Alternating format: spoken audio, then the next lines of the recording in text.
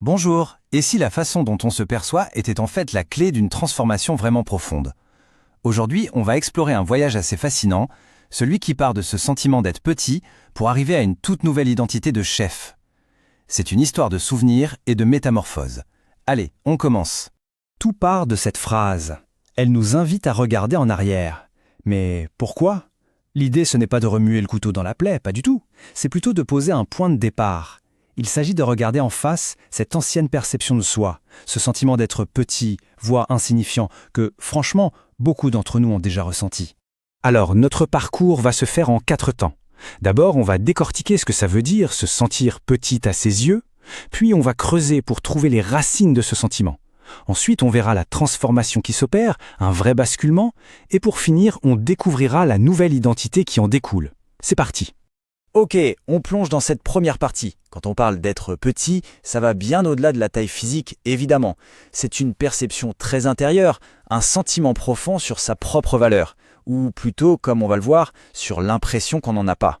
Et c'est là que ça devient super intéressant. Le mot hébreu d'origine, katon, c'est bien plus que juste petit. Ça décrit un véritable état d'être, se sentir insignifiant, faible, sans la moindre importance. C'est une vision de soi qui peut vraiment nous ronger de l'intérieur. Et là, attention, c'est le point absolument crucial. Le texte ne dit pas « quand tu étais petit à mes yeux », mais bien à tes yeux. La différence est énorme, fondamentale. Ça veut dire qu'il s'agit d'une perception personnelle, d'une auto-évaluation passée et pas du tout d'un jugement divin. C'est notre propre regard sur nous-mêmes qui est en jeu ici. Bon, alors si ce sentiment vient de notre propre regard, d'où est-ce qu'il tire sa force? Quelles sont les racines de ces pensées qui nous donnent l'impression d'être si petits? Les sources de ce sentiment, elles sont nombreuses, et je suis sûr qu'elles vont parler à beaucoup de monde. Pensez-y un instant. Les manques de performance, l'impression de n'être jamais à la hauteur, les incompétences, qu'elles soient réelles ou juste une impression, les échecs, les déceptions, nos faiblesses, et même notre apparence physique. En fait, chacun de ces points, c'est comme une brique qui construit, petit à petit, les murs d'une prison où l'on se dévalorise soi-même. Et c'est vraiment là que tout bascule. L'histoire ne s'arrête pas là-dessus, heureusement. Après avoir regardé cette perception en face, le récit nous amène à un retournement de situation complètement spectaculaire.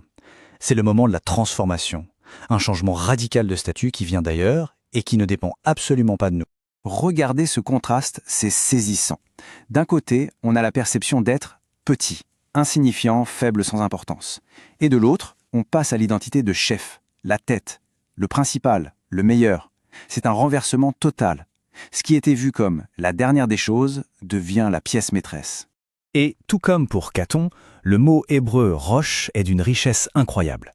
Il ne s'agit pas juste de devenir un leader ou un patron, non, c'est être la tête, la partie la plus importante, le premier, le meilleur. C'est être élevé à une position d'honneur et de priorité qui dépasse l'entendement. Et voilà ce qui rend cette transformation si révolutionnaire.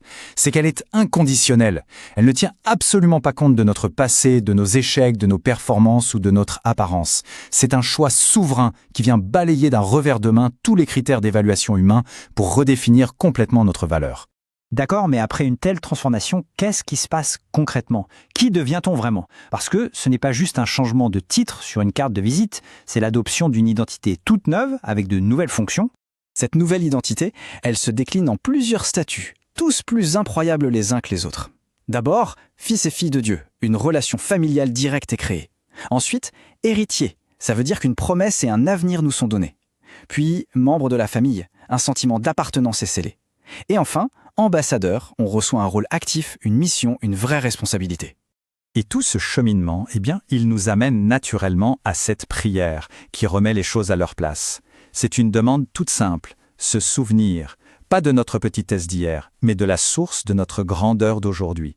C'est un rappel que cette nouvelle identité, ce n'est pas quelque chose qu'on a gagné à la sueur de notre front, mais un cadeau qu'on reçoit jour après jour. Alors pour finir, il reste une question en suspens. Après avoir fait ce parcours, de la mémoire à la nouvelle identité, le choix nous appartient. Chaque jour, sur quoi est-ce qu'on va choisir de se concentrer? Sur l'ombre de qui on pensait être avant ou sur la lumière de qui on est devenu aujourd'hui et de qui on sera demain?